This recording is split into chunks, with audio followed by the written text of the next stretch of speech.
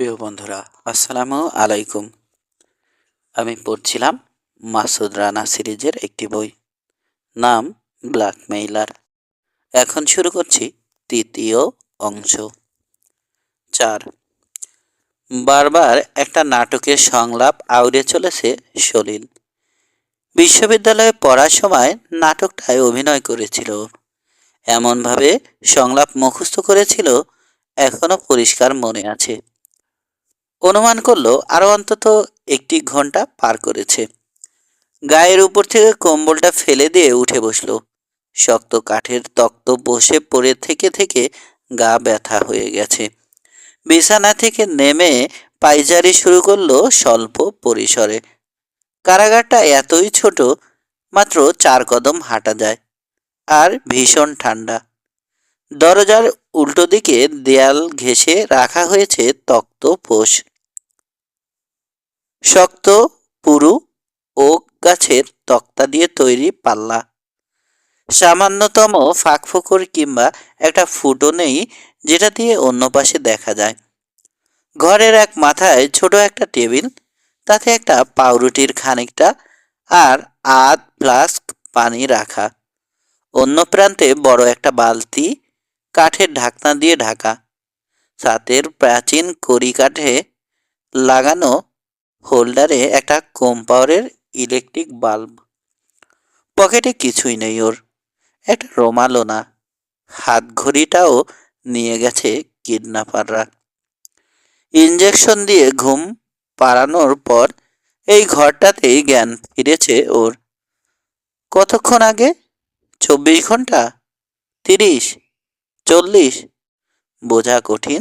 জানালা নেই যে দিন কিংবা রাত দেখে সময় বোঝা যাবে। এ পর্যন্ত কাউকে দেখেনি, কোনো শব্দ শোনেনি। এ যেন এক নিস্তব্ধতার রাজত্ব। মানসিক চাপ সৃষ্টি করে যে মানসিক চাপ সৃষ্টি করে চাউকে ভীষণ পীড়া দেয়। হাতের তালু দিয়ে গাল ডলে বোঝার চেষ্টা করেছে ও। কতদিনের দাড়ি? সম্ভবত 2 দিন। কারা ওকে ধরে এনেছে? হাজারবার এই প্রশ্নটা করেছে নিজেকে, কিছুই বুঝতে পারেনি। শুধু বুঝেছে, যেহেতু মেরে ফেলেনি, এত সহজে মারবে না। কোনো উদ্দেশ্য নিয়ে ওকে এখানে আনা হয়েছে। আর সেই উদ্দেশ্যটা তথ্য সংগ্রহ ছাড়া আর কিছু নয়। এমন কিছু তথ্য যেগুলো ওদের কাজে লাগবে। সেসব জানার জন্য জিজ্ঞাসাবাদ তো অবশ্যই করা হবে, নির্যাতনও করা হতে পারে। এখন এখানে আটকে রেখে ওর চামু দুর্বল করার প্রক্রিয়া চালাচ্ছে, যাতে জিজ্ঞাসাবাদের সময় খুব বেশি প্রতিরোধ করতে না পারে। কি ধরনের নির্যাতন করবে ওরা? মারপিট করবে? ড্রাগ ব্যবহার করবে? দীর্ঘদিন না খাইয়ে ফেলে রাখবে? না, খাবার দেবে। অতি সামান্য আর সাধারণ খাবার হলেও দেবে। টেবিলে রাখা পাউরুটি আর পানির দিকে তাকালো। খেতে ইচ্ছে করলো, কিন্তু না, এত তাড়াতাড়ি খাবে না। আবার কখন খাবার দিয়ে যাবে ওরা জানে না। ততক্ষণ এই খাবার দিয়েই চালাতে হবে। কাজেই হিসেব করে খাওয়া উচিত। পায়চারি চালিয়ে গেল। পেটের মধ্যে থেকে থেকেই এক ধরনের সুরসুরির মতো অনুভূতি হচ্ছে, যেন প্রজাপতি ডানা ঝাপটাচ্ছে। ভয় পাচ্ছেও, নির্যাতনের কথা ভেবে। কারণ একটা ব্যাপার পরিষ্কার হয়ে গেছে, যারা ওকে এখানে ধরে এনেছে তারা জানে কিভাবে মানসিক ও দৈহিক নির্যাতন করে কথা আদায় করতে হয়। যদি সহ্য করতে না পারেও আত্মহত্যা করে যন্ত্রণা থেকে মুক্তি পেতে চাইবে নাকি? আত্মহত্যার কথা মাথায় আসতেই ঘরটায় চোখ বোলালো আরেকবার। পানি রাখার পাত্রটা নরম প্লাস্টিক দিয়ে তৈরি। ওটা ভেঙে হাতের শিরা কেটে রক্ত বের করে দিয়ে মৃত্যু ঘটাতে পারবে না। কম্বল ছিঁড়ে দড়ির মতো পাকিয়ে গলায় ফাঁস পরাতে পারে, কিন্তু সেটার অন্য মাথা সাথে বাঁধার মতো কোনো কিছু নেই। অর্থাৎ ফাঁসি দিয়েও মরতে পারছে না। দৌড়ে গিয়ে দেয়ালে মাথা ঠুকতে পারে, ওভাবে মরাটা খুবই কষ্টকর হবে। তাছাড়া প্রথমবারেই যদি খুলি ফাটাতে না পারে হয়তো বেহুশ হয়ে যাবে। দ্বিতীয়বার আর ও ধরনের কিছু করার সুযোগ পাবে না, সুযোগ দেয়া হবে না। ভাবনাটাকে অন্য খাতে সরানোর চেষ্টা করলো সলিল। সোহানার কথা ভাবলো। ও কি বুঝতে পারবে ওকে কিডন্যাপ করা হয়েছে? যদি বোঝে তাহলে যেভাবে পারে উদ্ধার করার চেষ্টা করবেই। হয়তো রানাকেও খবর দিতে পারে। আর রানা জানলে সব ফেলে ছুটে আসবেই। এখনই আত্মহত্যার চিন্তা না করে অপেক্ষা করার সিদ্ধান্ত নিল ও। দেখা যাক কিডন্যাপাররা কি করে। হয়তো এমন কোনো সুযোগ এসে যাবে, নিজেই নিজেকে মুক্ত করে ফেলতে পারবে। যদিও সে সম্ভাবনা খুবই কম। তবু দেখা যাক না কি হয়। বসে পড়ল চৌকির উপর, চোখ রগলাড়ল। খানিকক্ষণ বিশ্রাম নিয়ে আবার উঠে পায়চারি শুরু করলো। বারবার মনে মনে আওড়াতে থাকলো, সময় কাটাতে হবে, নার্ভগুলো শান্ত রাখতে হবে, সময় কাটাতে হবে, নার্ভগুলো শান্ত রাখতে হবে। একজন ড্যাকটিলি ওম্যানসিস্ট মেয়েকে চিনতাম আমি, সোহানা বলল। নিজের পেইন্ট হাউসের বিরাট রান্নাঘরে উঁচু টুলে বসে আছে ও। টেবিলে হাতের কাছে রাখা বয়াম থেকে রানার তৈরি নিম কপারা বের করে খাচ্ছে একটার পর একটা। টেবিলে সোহানার মুখোমুখি বসে আছে রানা, একটা রান্নার বই পড়ছে। ইদানিং অবসর সময়ে নানা রকম রান্নার বাতিকে ধরেছে ওকে। মার্চের সন্ধ্যা, রাত 9টা। জলিল সেনের মৃত্যু সংবাদ জানার দুদিন পর লন্ডনে ফিরে এসেছে রানা সোহানা। কয়েক ঘন্টা আগে লন্ডন এয়ারপোর্ট থেকে ওকে তুলে এনেছে রানা এজেন্সির স্থানীয় চিফ আফরোজা। কিন্তু বাড়ি ফেরার পর সেই যে রান্নার বই নিয়ে বসেছে রানা, অন্য কোনো দিকে মনোযোগ নেই।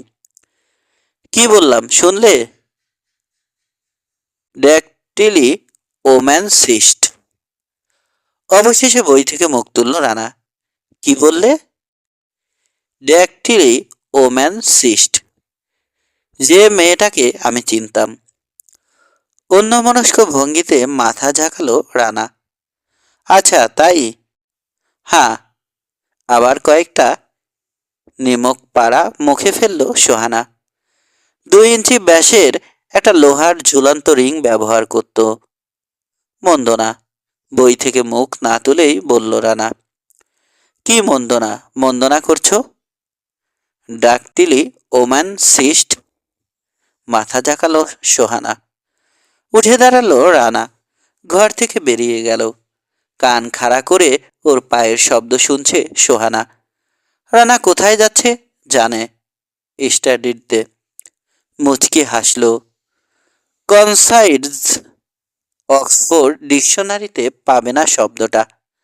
আরও কয়েকটা নিমক পাড়া তুলে মুখে পুরল। বরফির মতো করে কাটা, ঘিয়ে ভাজা এ জিনিস খুবই পিওর। চিবাচ্ছে আর মিটিমিটি হাসছে। মুখটাকে কেমন বানিয়ে ফিরে আসে রানা দেখার জন্য অস্থির হয়ে আছে। অবশেষে ফিরে এলো রানা। ভুকুটিতে কুঁচকে রয়েছে কপাল। একটা আর্ম চেয়ারে বসে সোহানার দিকে তাকালো, মুখ চোখ গম্ভীর। মনে মনে হাসলো সোহানা।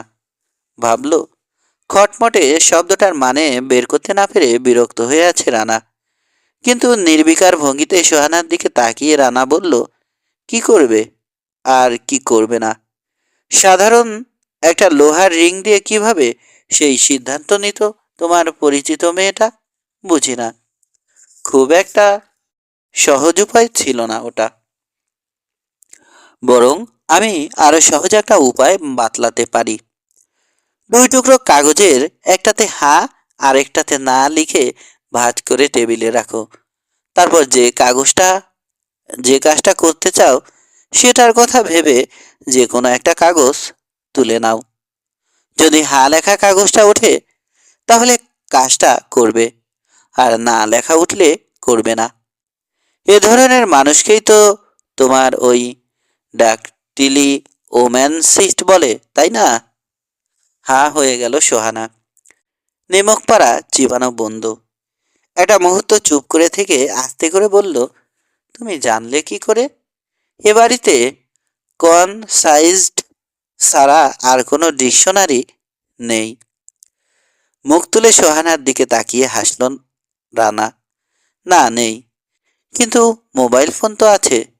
কাউকে রিং দিয়ে জেনে নিতে কতক্ষণ লাগে? কঠিন কঠিন শব্দ বলে আমাকে বেকায়দায় ফেলার দিন তোমার শেষ, মাই ডিয়ার ইয়াং লেডি। এখন বলো তো, সত্যিই ওই রিং দিয়ে ভবিষ্যৎ বলতে পারতো মেয়েটা, নাকি পুরোটাই তোমার বানানো? না, বানানো নয়, সত্যি। হতাশ ভঙ্গিতে জোরে একটা নিঃশ্বাস ফেলল সোহানা। যাগ্গে, ঠকাতে গিয়ে নিজেই বোকা বনলাম। এখন আসল কথায় আসা যাক। জোয়ালিনের বোনকে ব্ল্যাকমেইল করার কথাটা তো ভালো করে শোনাই হলো না। আলোচনাটা শুরু করার আগে 2 কাপ কফি বানিয়ে আনলে কেমন হয়? উঠতে গেল রানা। তুমি বসো, বাধা দিল সোহানা। কাবাব বানিয়ে খাইয়েছ, নিমক পাড়াও খাচ্ছি। কফিটা আমিই বানাই। চুলায় কেটলি চাপালো। রানা গিয়ে রেকর্ড প্লেয়ারে জর্জ মাইকেলের একটা নতুন অ্যালবাম চাপালো। মৃদু মিষ্টি বাজনা যেন ছড়িয়ে পড়ল ঘরের আনাচে কানাচে। তারপর দরদি কণ্ঠে দুঃখের গান। সামান্য একটা ভুল করেছিল বেচারা, কিন্তু ভুলের মাসুল খুব চড়া। যাকে ভালোবাসতো সে মেয়েটা পর হয়ে গেল চিরতরে। আরাম করে চেয়ারে বসে চোখ বুজে তালে তালে মাথা নাড়ছে রানা। কফি নিয়ে ফিরে এলো সোহানা। একটা কাপ রানার সামনে টেবিলে রেখে আরেকটা নিল নিজে। কাপে চুমুক দিয়ে রানা বলল, কফিটা তুমি সত্যি ভালো বানাও। হ্যাঁ, যা বলছিলাম, ব্ল্যাকমেইল। এতক্ষণ চোখ বুজে ওই কথাটাই ভাবছিলাম। মাথা মুন্ডু এখনো কিছু বুঝতে পারছি না আমি। ব্যাংকো ম্যাকাও ডা কমার্শিয়াল মানেই ফু ক্যান্টাকি, সাউথ ইস্ট এশিয়ার সবচেয়ে ঝানু বদমাস। ওই লোক তো মাসে মাত্র $1000 নিয়েই সন্তুষ্ট থাকার পাত্র নয়। তার মানে আরো অনেক ভিকটিম আছে। কিন্তু সেই অনেকের মানেটা কি? সোহানার দিকে তাকিয়ে বললেও প্রশ্নটা আসলে নিজেকেই করেছে রানা। কিছুক্ষণ চুপচাপ কফির কাপে চুমুক দিতে থাকলো দুজনে। ম্যাকাওয়ের লোকটার কথা ভাবছে। ওকে ভালো করেই চেনে ওরা।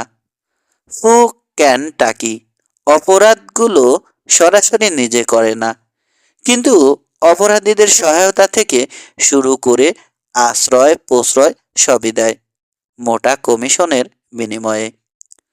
প্রয়োজনে ব্যাংক থেকে মোটা সুদে টাকাও ধার দেয়। ড্রাগ, নারী পাচারকারী, সোনা চোরাচালানি, ব্ল্যাকমেইলার, সবার সঙ্গে ওর যোগাযোগ আছে। চোরাই মাল নিজের গুদামে জমা রেখে ব্ল্যাক মার্কেটে বিক্রিতেও সহায়তা করে ও। মোট কথা, সব ধরনের অপরাধী চক্রের সঙ্গে ওর কারবার। অবশেষে রানা বলল আবার, ব্ল্যাকমেইলিং ব্যবসায় মাত্র একজনকে ব্ল্যাকমেইল করে দল চালানো সম্ভব নয়। জানা কথা, শুধু জোয়ালিনের বোনকে ব্ল্যাকমেইল করছে না ওরা, আরও বহু লোককে করছে। আর যারা এই কাজটা করছে তাদের সহযোগিতা করছে ফু ক্যান্টাকি। ও ভালো করেই জানে তারা কারা। কিছুটা অবাক মনে হলো সোহানাকে। আমি তো জানতাম কেউ একজন অন্য একজনের কোনো দুর্বলতা জেনে গিয়ে গোপন কথা ফাঁস করে দেওয়ার ভয় দেখিয়ে টাকা আদায় করে। দল গঠন করে বহু মানুষকে ব্ল্যাকমেইল করার কথা কখনো শুনিনি। মক্কেল জোগাড় করে কিভাবে? বিজ্ঞাপন দিয়ে নিশ্চয় নয়। এরকম ব্ল্যাকমেইল ব্যবসার কথা অবশ্য আমিও আগে শুনিনি, রানা বলল। দুজনে কিছুক্ষণ চুপচাপ থাকার পর সোহানা আবার বলল, কিন্তু মক্কেলের খোঁজ জোগাড় করে কিভাবে? মানসিক ডাক্তারের কাছে বিভিন্ন সমস্যা নিয়ে রোগীরা যায়। ডাক্তারকে সমস্ত গোপন কথা বলে। কোনো অসাধু ডাক্তারের কাছ থেকে ওসব খবর জেনে নেয় না তো ব্ল্যাকমেইলারদের দলটা? হাসল রানা। একদম মনের কথা বলেছ। আমারও কিন্তু তাই ধারণা। এক কাজ করো, জোয়ালিনকে ফোন করে জেনে নাও ওর বোন রিয়া কোনো সাইকিয়াট্রিস্টের কাছে যায় কিনা। হ্যাঁ, করব। আরও একটা কাজ করতে পারে ওরা। ডাক্তারদের চেম্বারে গোপন মাইক্রোফোন আর টেপ রেকর্ডার লুকিয়ে রেখে আসতে পারে। রোগী আর ডাক্তারের কথাবার্তা তাতে রেকর্ড হয়ে যায়। সেসব শুনে মক্কেল জোগাড় করাও কঠিন কিছু নয়। আর তারপর শুরু করে ব্ল্যাকমেইল। রানার কথায় যোগ করলো সোহানা। একেবারে বেশি টাকা না নিয়ে নিয়মিত অল্প অল্প করে আদায় করে। সোনার ডিমপাড়া হাঁসটাকে একবারে জবাই করে না ফেলে প্রতিবারে একটা ডিম নিয়েই সন্তুষ্ট থাকে। অনেক হাঁস জোগাড় করতে পারলে একটা করে ডিম পেলেও অনেক ডিম হয়ে যায়। বিরাট ইনকাম। মনে হচ্ছে ম্যাকাওয়ের ব্যাংকো ম্যাকাও ডা কমার্শিয়াল এ ফু ক্যান্টাকির সহযোগিতায় একটা ভুয়া চ্যারিটি অ্যাকাউন্ট খুলে রেখেছে ব্ল্যাকমেইলাররা। রানা বলল, মক্কেলদের সবাইকে ওই নম্বর দিয়ে দেয়া হয়েছে। প্রতি মাসে সেই অ্যাকাউন্টে নিয়মিত টাকা জমা করে দেয় মক্কেলরা। চ্যারিটি ফান্ড, তাই ট্যাক্সও দিতে হয় না। আইন শৃঙ্খলা বাহিনীর লোকেরাও সন্দেহ করে না। চমৎকার বুদ্ধি, একমত হয়ে মাথা ঝাঁকালো সোহানা। ব্যাপারটা তদন্ত করতে হলে ম্যাকাও যেতে হবে আমাদের, কি বলো? তুমিও যেতে চাও? এখানে আমাদের একজনের থাকা দরকার না? মানুষ লাগিয়ে দেয়া হয়েছে, যে কোনো সময়ে সলিলের খবর জানা যেতে পারে। অসুবিধে কি? খবর পেলেই উড়ে চলে আসবো আমরা। একজনের জায়গায় দুজন থাকলে সুবিধা হবে না? তা হয়তো হবে। এক মুহূর্ত চিন্তা করে নিয়ে রানা বলল, ঠিক আছে, চলো। কিন্তু ফু ক্যান্টাকির মুখ থেকে কথা আদায় করবে কি করে? গিয়ে জিজ্ঞেস করলেই তো আর গড় গড় করে বলে দেবে না। দেখি, কিছু একটা প্ল্যান তো বের করতেই হবে। উঠে দাঁড়ালো রানা। কোথায় চললে? ট্রাভেল এজেন্সিতে ফোন করতে। হংকংয়ের দুটো টিকিট দরকার। নেক্সট ফ্লাইটটাই ধরবো আমরা। ঠিক আছে, রিটার্ন টিকিট করো। এ মুহূর্তে সলিলের ব্যাপারে কিছুই করার নেই আমাদের, বলল রানা। চেহারাটা মলিন হয়ে গেছে ওর। খামোখা উদ্বেগের মধ্যে সময় পার করা। এখন পর্যন্ত সামান্য কোনো লিড পাওয়া গেল না। ঝাঁপিয়ে যে পড়ব কোথায়? তার চেয়ে অন্য একটা কাজ দেখা যাক সেরে আসতে পারি কিনা। আচ্ছা, তোমার কি মনে হয় দুর্ঘটনাটা সাজানো? উপর নিচে মাথা ঝাঁকালো সোহানা। আমার বিশ্বাস ওটা একটা সাজানো অ্যাক্সিডেন্ট।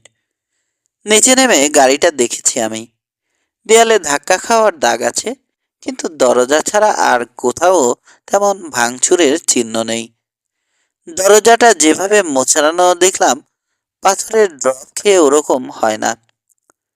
বুঝলাম। সলিলকে উদ্ধার করা আমাদের প্রথম ও প্রধান কাজ। বেঁচে থাকলে ঠিকই ওকে উদ্ধার করব আমরা। জেনে যাব কি করতে হবে।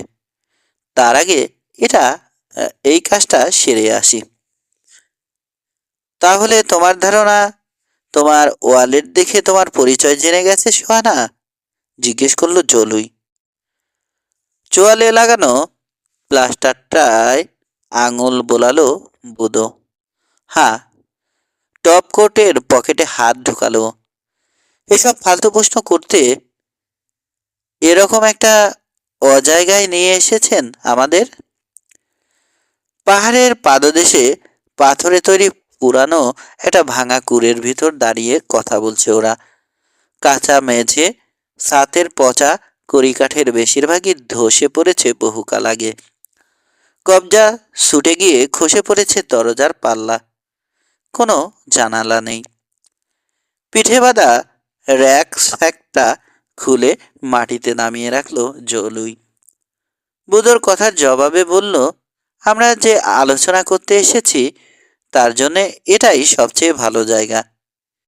স্টেশন থেকে ট্যাক্সি নিয়ে মিলেট এ পৌঁছেছ, তারপর সেখান থেকে হেঁটে এসেছো এখানে। যেমন যেমন বলা হয়েছিল তোমাদের, তাই তো? তিনজনের মধ্যে যার দেহটা বড়সড় ওদের নেতা, সে বলল, 8 কিলোমিটার অকারণে হেঁটেছি। না, অকারণে নয়। ওই সোহানা মেয়ে মানুষটা এ অঞ্চলে খুব প্রভাবশালী। ফ্রান্সের উপর মহলে বড় বড় জায়গায় যোগাযোগ আছে ওর। নিশ্চয় পুলিশকে জানিয়ে দিয়েছে ও। সাবধান না হলে এতক্ষণে পুলিশের হাতে ধরা পড়তে। রোজার রোজারিও, যার দুটো আঙুল ভেঙে দিয়েছে সোহানা, স্লিপ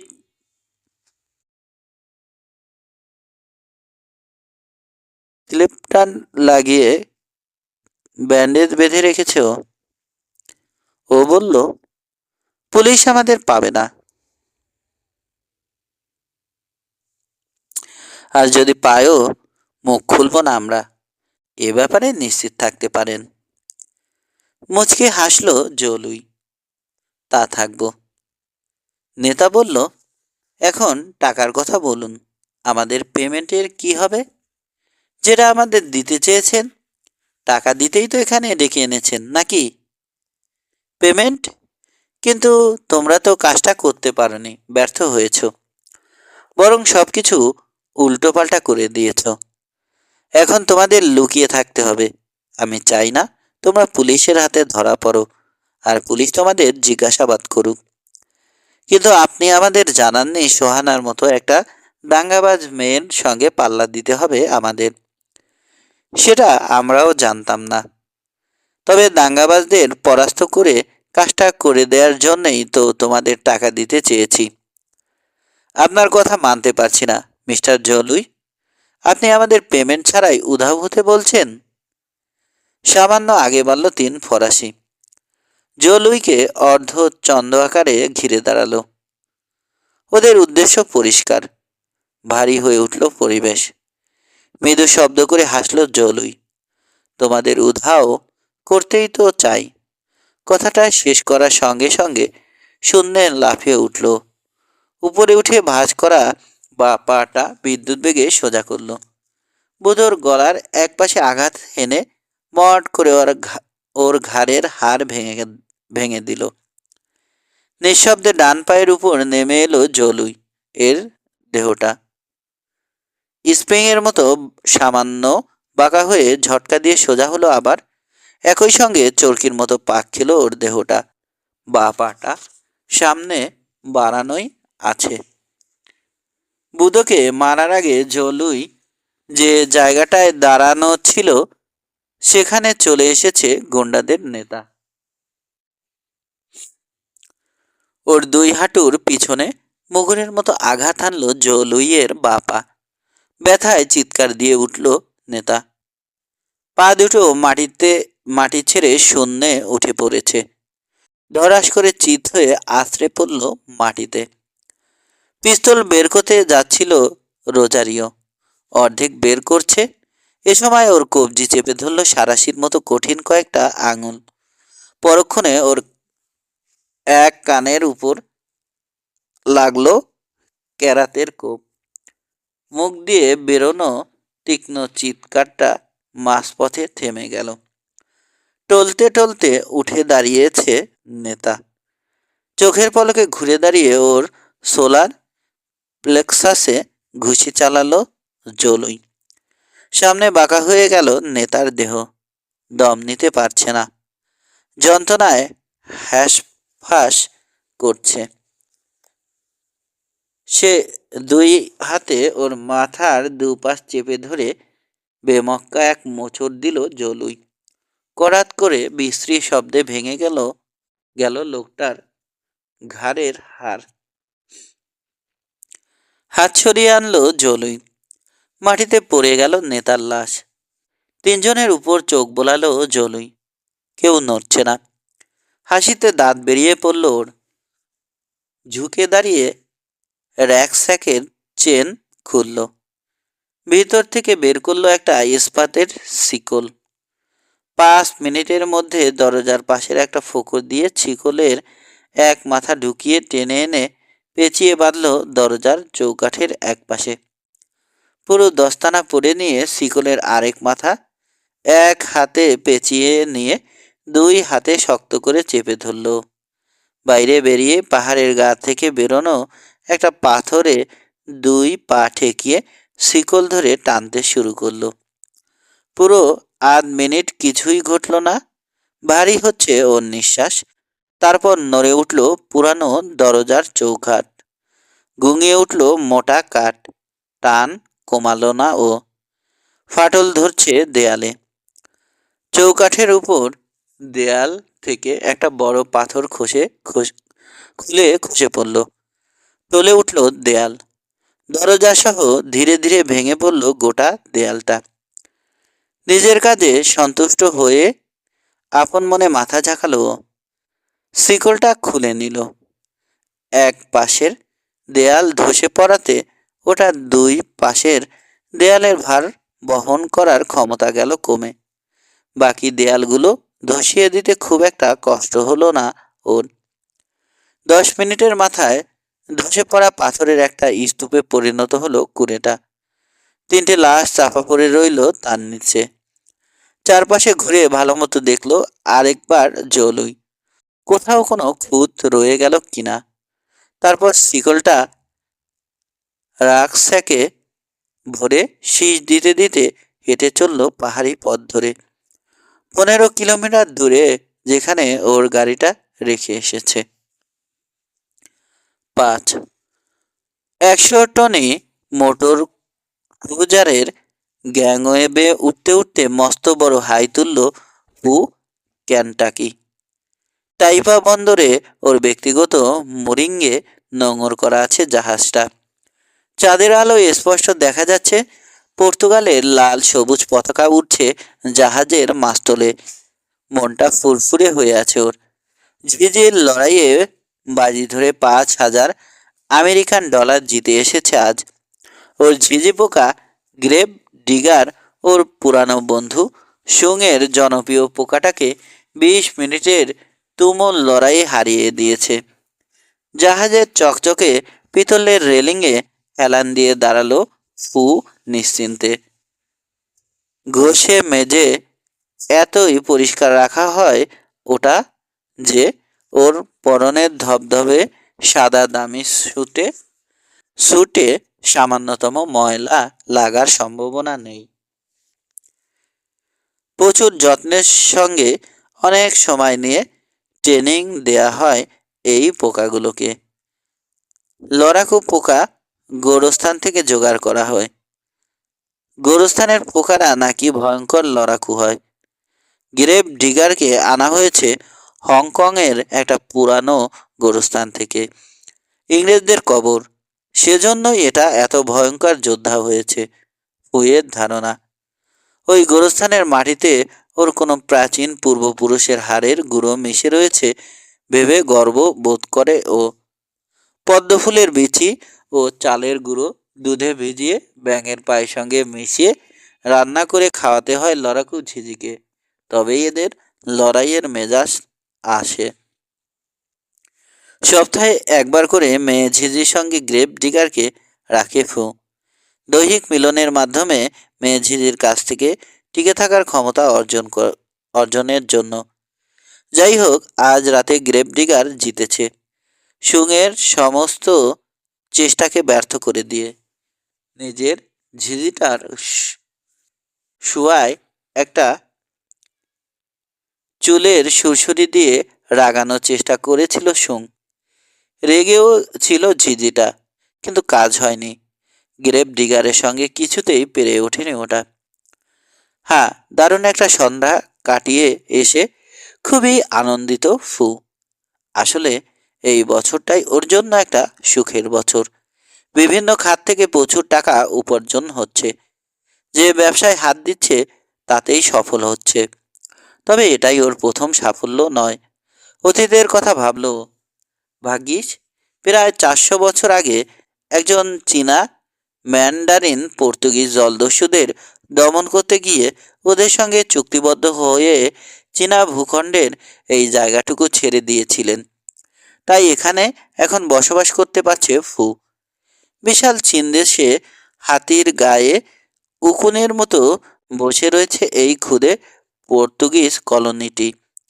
প্রায় 2.5 লাখ মানুষের বাস মূল ভূখণ্ডের গা থেকে বেরোনো উপদ্বীপ সহ দুটো দ্বীপ টাইপা আর কোলন এ। সব মিলিয়ে জায়গাটা কেনেডি এয়ারপোর্টের চেয়ে বড় হবে না। একবার প্লেনে করে আমেরিকা পেরোনোর সময় দেখেছে ও। তবে ছোট জায়গার সুবিধেও আছে। এত ছোট জায়গা বলেই ম্যাকাওয়ের প্রতি কোনো নজর নেই রেড চায়নার। লোভের দৃষ্টি পড়ে না। হাইড্রো ফয়েলে চড়ে ঘণ্টাখানেকের মধ্যেই চক্কর দিয়ে আসা যায় প্রায় পুরো দেশটা। হংকংয়ের মতোই অর্থনৈতিক অবস্থা এর, খুবই উন্নত। এই উপনিবেশের সরকারকে সমর্থন করে ফু। পর্তুগালের রাজধানী লিসবনে বসে থাকা কর্তৃপক্ষরা এই দেশটিকে অপরাধের অতলে তলিয়ে দিতে চান না, কিন্তু অবৈধভাবে এখানে উপার্জিত বিপুল অর্থের কথা জেনেও না জানার ভান করেন। কারণ টাকাটা ওদের দরকার। প্রচুর সোনা আমদানি হয় এখানে, অবশ্যই সরকারিভাবে নয়। বার্ষিক প্রায় 22 টন। ছোট ছোট প্যাকেটে সেসব সোনা আসে দূরপ্রাচ্যের দেশগুলো থেকে, যেখানকার ধনী মানুষেরা কাগজের নোটের উপর বিশ্বাস রাখতে পারে না। গোপনে প্রচুর পরিমাণে সোনা জমা করে রাখে বিদেশি ব্যাংকে, চড়া সুদের বিনিময়ে। এসব ধনীদের কারণে সমৃদ্ধ হয়ে উঠেছে ব্যাংকো ম্যাকাও ডা কমার্শিয়াল। আর এই ব্যাংকের সহায়তায় বেশ কিছু প্রতিষ্ঠান অবৈধভাবে রমরমা ব্যবসা করছে। ব্যাংকটার মালিক ফুর মাধ্যমে আলেপ্পো থেকে মেয়ে মানুষ কিনে মন্টি ভিডিওতে বিক্রি করতে পারে নারী পাচারকারীরা। থাইল্যান্ড আর লাওসের সঙ্গে যেখানে মিলিত হয়েছে মায়ানমার, সেই গোল্ডেন ট্রায়াঙ্গেল থেকে কাঁচা অপিয়াম কিনে ম্যাকাওয়ের ত্রিসীমানায় না এনেও হেরোইন তৈরি করে করে মার্সেইয়ের ভিতর দিয়ে পার করে দিতে পারে চোরাচালানকারীরা তারই সহযোগিতায়। এমনকি কমিউনিস্টদের সঙ্গে সীমান্ত পারাপারের ব্যবসাটাও জমজমাট। এমন কিছু পণ্যের প্রয়োজন হয় চীনাদের, যেটার সরবরাহ ফুর মাধ্যমেই হয়ে থাকে। ব্যারিয়ার গেটের ওপাশে কোয়াং টুয়াং এর প্রচণ্ড প্রভাবশালী জেনারেল চিংপোর সঙ্গে ফুর গলায় গলায় ভাব থাকাতে এসব অবৈধ কাজ করতে কোনোই অসুবিধা হয় না ওর এজেন্টদের। তবে সীমান্ত অতিক্রম করে ওপাশে যাওয়ার কথা কোনোদিন দুঃস্বপ্নেও কল্পনা করে না ফু। ওপারের ওদেরকে সামান্যতম বিশ্বাস করে না ও। বাণিজ্যিক বিষয়ে ওদের উপর কিছুটা নির্ভর করা গেলেও রাজনৈতিকভাবে ওরা ভয়ানক বিপজ্জনক। সহিংসতা আর যুক্তিহীনতা অন্ধ করে রাখে ওদেরকে। রাখুক, ওটা ওদের ব্যাপার। ওসব নিয়ে ভাবে না ফু।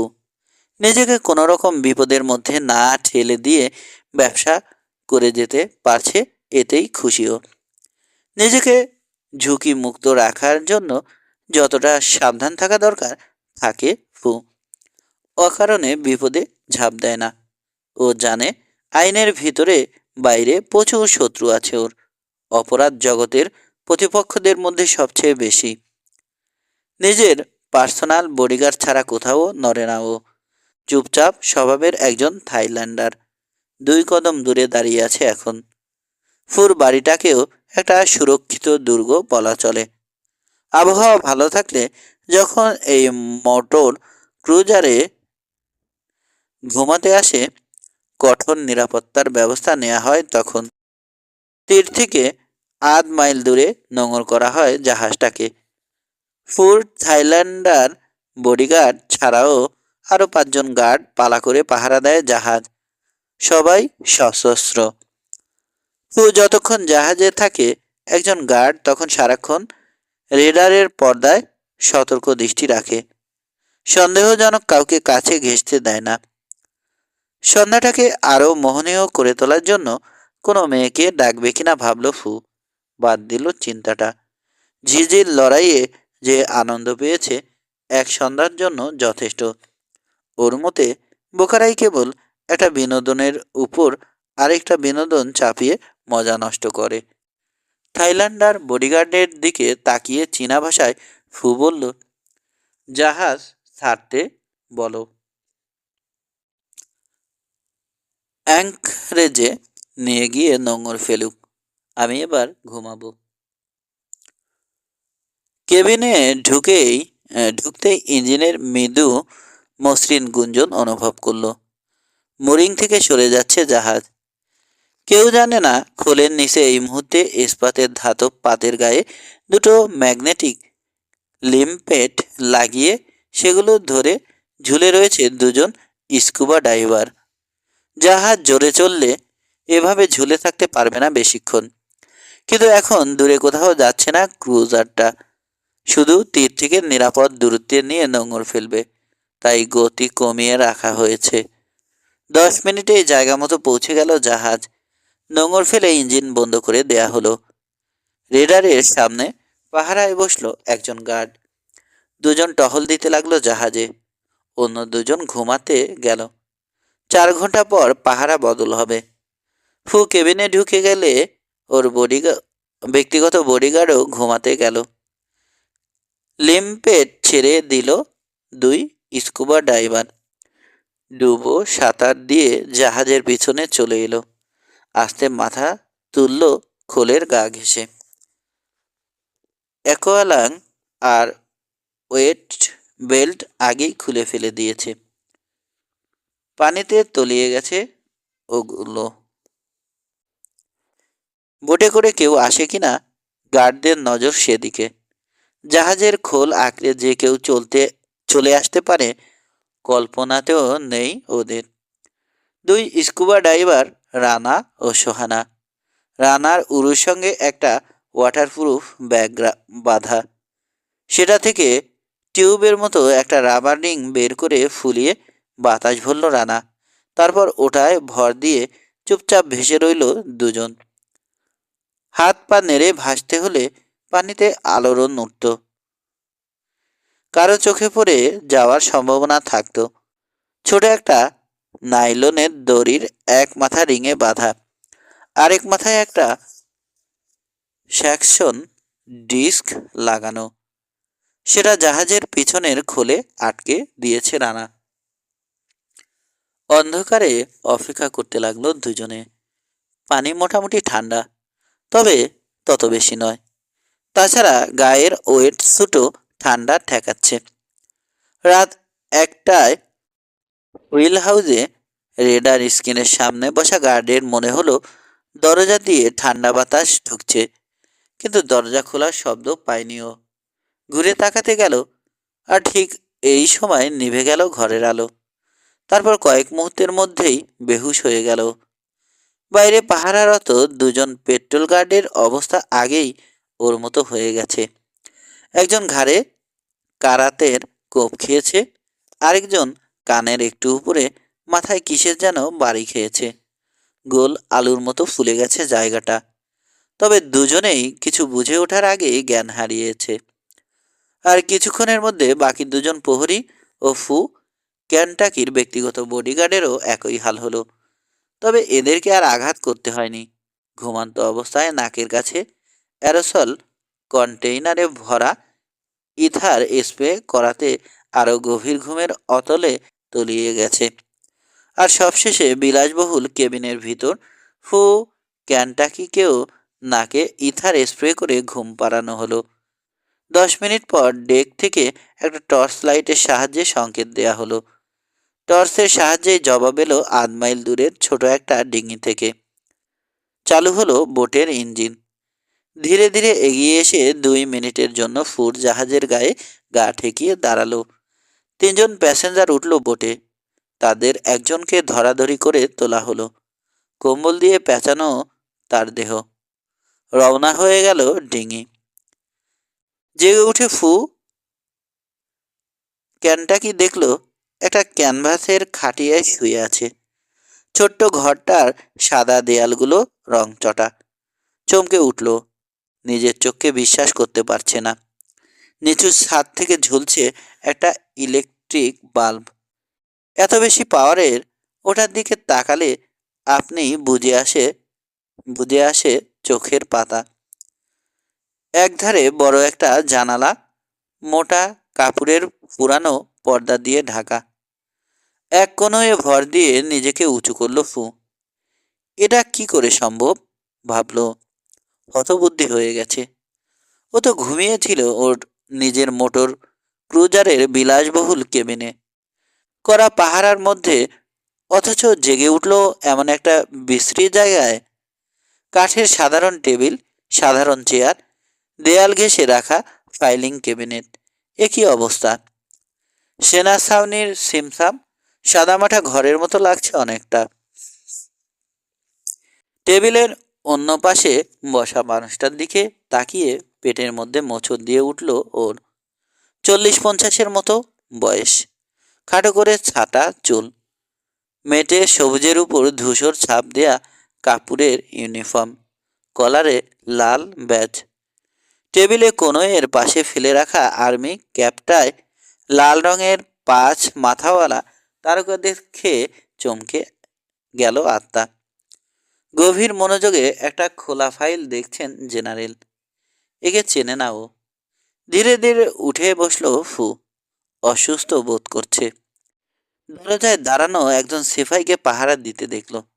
কাঁধে ঝোলানো type 56 assault rifle, Russian 7.62 mm, AK-47 রাইফেলের চাইনিজ ভার্সন।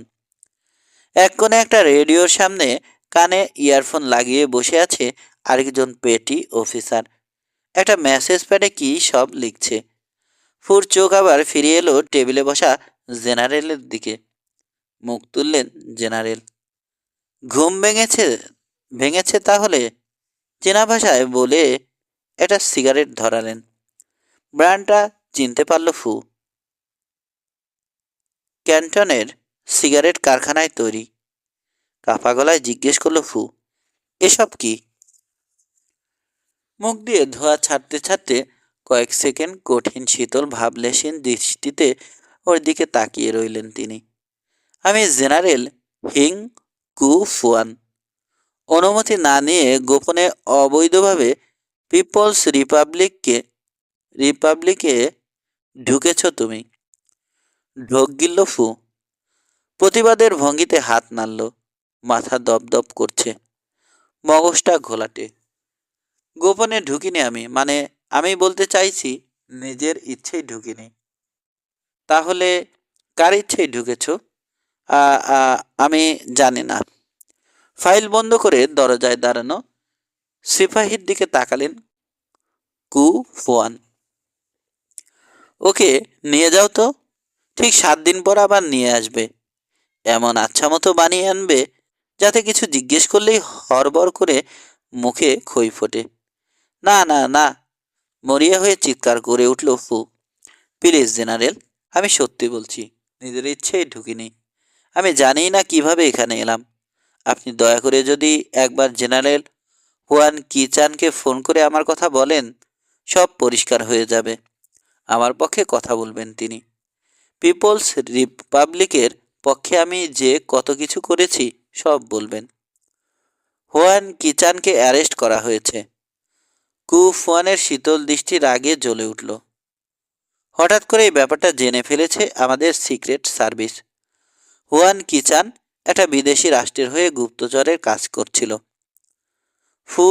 ক্যান্টাকির মনে হলো মাথায় হাতুড়ি দিয়ে বাড়ি মারা হয়েছে ওকে।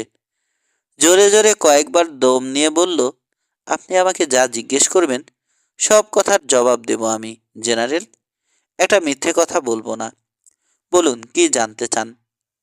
একটা প্যাড টেনে নিলেন জেনারেল হিং কু ফুয়ান।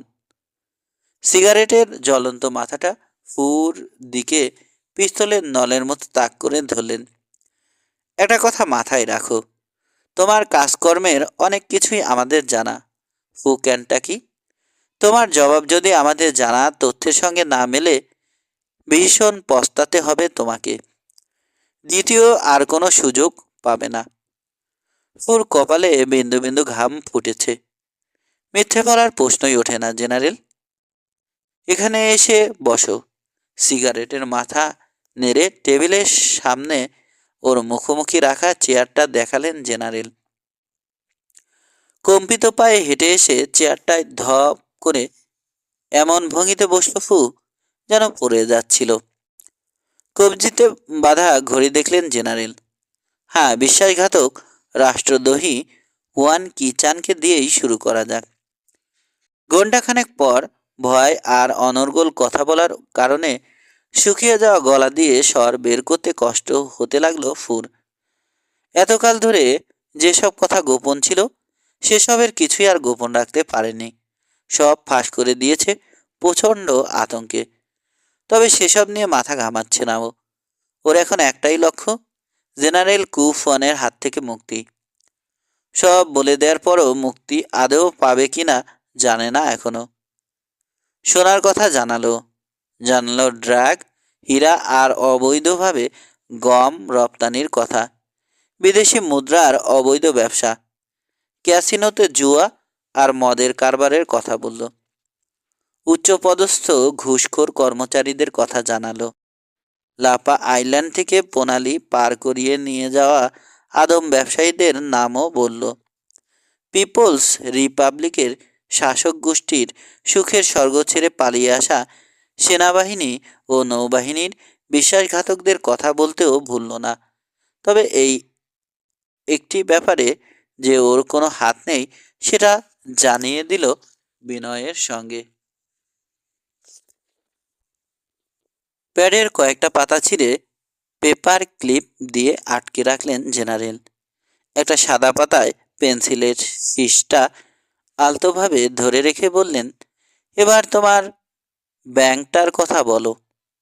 ব্যাংক ও ম্যাকাও ডা কমার্শিয়াল। ওতে একটা অ্যাকাউন্ট আছে দি ওরিয়েন্ট রিফিউজি রিলিফ ফান্ডের নামে। মাথা নাড়ল ফু। না। কঠিন হলো জেনারেলের কালো চোখজোড়া।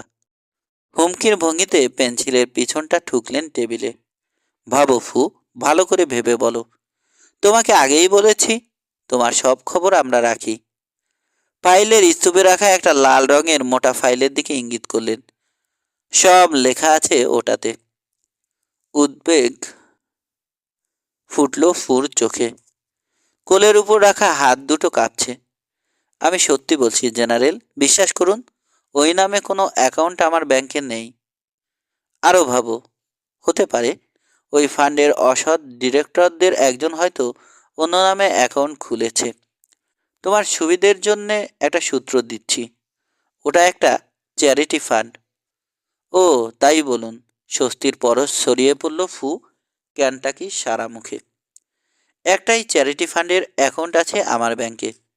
আপনি নিশ্চয় the Orient society for the children and disabled এর কথা বলছেন।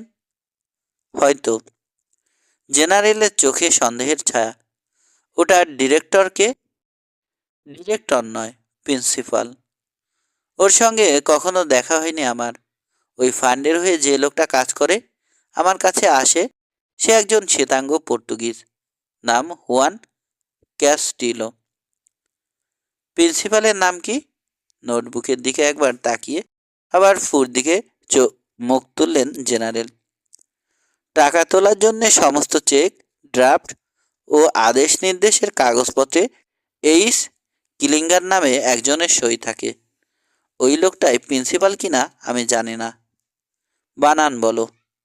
নামটা প্যাডে লিখে নিয়ে জেনারেল বললেন, বিদেশি মনে হচ্ছে, আমেরিকান, ইংলিশ, আইরিশ। এসব দেশের কেউ হবে। থাকে কোথায়? হংকংয়ে? না, কয়েক বছর আগে প্রথমে ওদের এজেন্টের সঙ্গে যোগাযোগের যে ঠিকানাটা দিয়েছিল সেটা ছিল নিউ ইয়র্কের। মাস দুয়েক আগে ওটা বদলানোর নির্দেশ এসেছে। নতুন যে ঠিকানা দিয়েছে সেটা ফ্রান্সের। জোরে জোরে কপাল ডলে যেন ঠিকানাটা মনে করার চেষ্টা করলো ফু। একটা দুর্গের ঠিকানা, কি যেন, হ্যাঁ মনে পড়েছে, শ্যাতো ল্যান্সেউ। ওটা কোনো শহর নাকি গ্রামে তা জানি না। নামটা অবশ্য দিয়েছে, মনে করতে পারছি না। তবে অ্যারিয়েজের কোথাও হবে। রেজিস্টার দেখলে সব বলতে পারবো। যদি চান তো ফিরে গিয়ে সেটা ফোন করে জানাতে পারি আপনাকে। না, ওটা জরুরি কোনো বিষয় নয়। প্যাড থেকে পাতাটা ছিঁড়ে নিয়ে দলা মশরা করলেন জেনারেল। কিছু কিছু প্রশ্ন করে আমি বুঝতে চেয়েছি তুমি সত্যি বলছো না মিথ্যে বলছো। আমি সত্যি বলছি। সত্যি মিথ্যের ব্যাপারটা আমি বুঝবো। এখন অন্য প্রসঙ্গে আসা যাক। তুমি নোংরা ছবি বানানোর একটা সংঘবদ্ধ দলকে টাকা সাপ্লাই দাও। নোংরা ছবি জেনারেল? আটকে উঠল যেন ফু। মানে ব্লু ফিল্মের কথা বলছেন? বিশ্বাস করুন, ওই ছবির ব্যাপারে আমার কোনো আগ্রহ নেই। একটা ছবিও দেখিনি জীবনে। আবার চলল প্রশ্নের পর প্রশ্ন। ফুর মনে হলো অনন্তকাল ধরে চলছে এই জেরা।